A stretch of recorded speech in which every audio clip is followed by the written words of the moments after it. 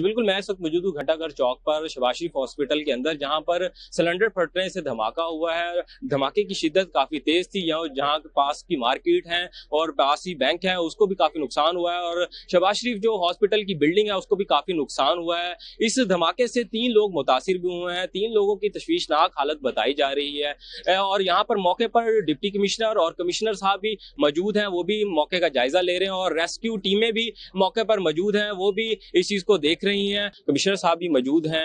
हम कमिश्नर साहब से भी जानते हैं कि इनका इस पर क्या कहना है। वो जायजा लेने के लिए आए हैं। तो जी सर, बताइएगा सर।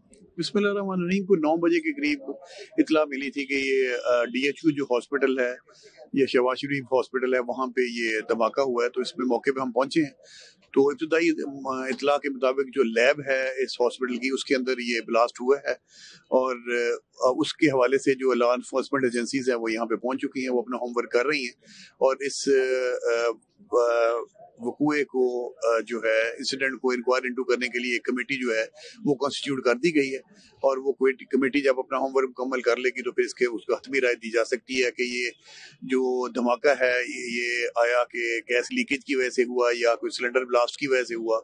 अभी तक जो है उसमें एक जो लैब टेक्नीशियन है वो सीरियसली इंजर्ड है, उसको शिफ्ट कर दिया गया है निश्तर हॉस्पिटल में, और 3 जो बाकी पर्सनल थे उनमें माइनर इंजरीज थी।